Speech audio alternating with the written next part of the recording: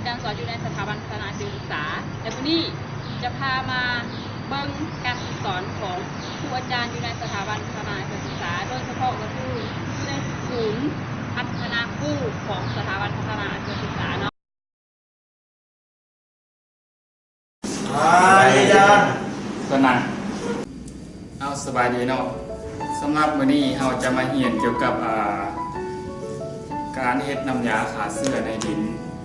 สำหรับการเฮ็ดน้ำยาขาเสื้อในดินนี่มีอยู่2จุดประสงค์เนาะที่ว่าอาจารย์อยากสอนนี่แม่น1แม่นอยากให้นักเรียนรู้และเข้าใจเกี่ยวกับการเฮ็ดน้ำยาขาเสื้อในดินนี้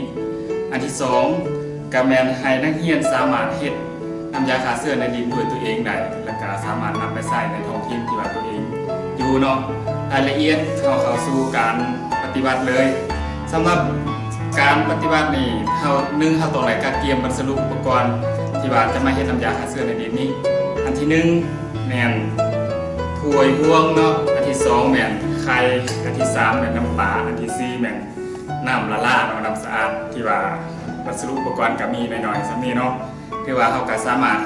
หาซื้อตามท้องตลาดหรือว่าในครอบครัวก็มีบางครอบครัวก็มีเนาะไข่ไก่หรือว่าน้ำปลาที่เราก็ซื้อตามท้องตลาดขั้นตอนทำนี่อันที่1เนาะเราเอาไข่นี่เนาะมาตอกเนาะใส่ถ้วยเพื่อว่าเราจะผสมกับน้ำปลานี่เนาะไข่1หน่วยเนาะและเราก็ใส่ในถ้วยนี้เนาะจากนั้นเราก็เอาน้ำปลาใส่1บวงแกงเนาะน้ำปลาใส่1บวงแกง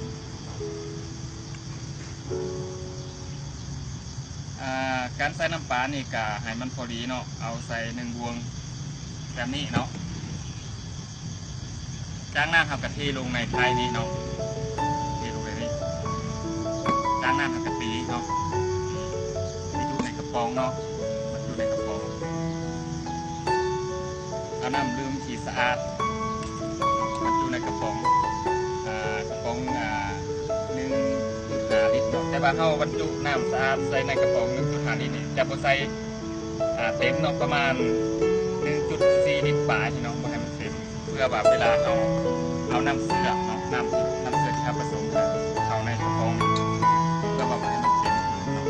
เวลาเราซันหรือว่าเราเขย่าเพื่อให้มันเข้าเอาเทแบบนี้เนาะซุ่มเตาหม้ออะไรก็ได้เทเข้าในกระป๋องเนาะจากนั้นเราก็ซันเนาะอัดปลาให้แคบๆแล้วก็ซันประมาณ2-3 นาทีซันแบบนี้ถึงมุกเนาะและน้ำปุ๊บ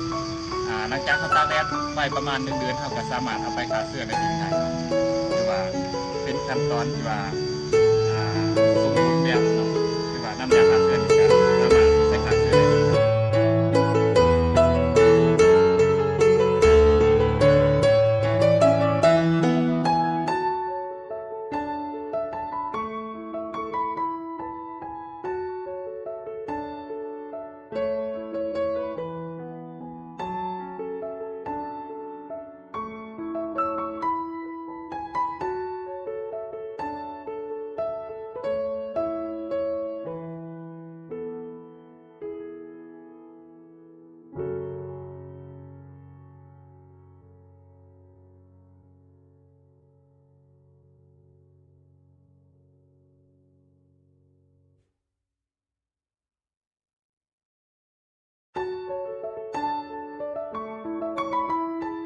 ความรู้สึกเป็นอะไรเกี่ยวกับ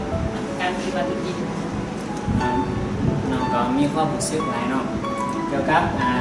การปฏิบัติในครั้งนี้เนาะผู้ถึงวิธีและขั้นตอนในการปฏิบัติเกี่ยวกับการเฮ็ดอินทรีย์กสิกรรมอินทรีย์เนาะแล้วกับน้ำยาฆ่าเชื้อในดินดูขั้นตอนการเฮ็ดแต่วิธีการนำใช้เนาะสามารถเฮ็ดได้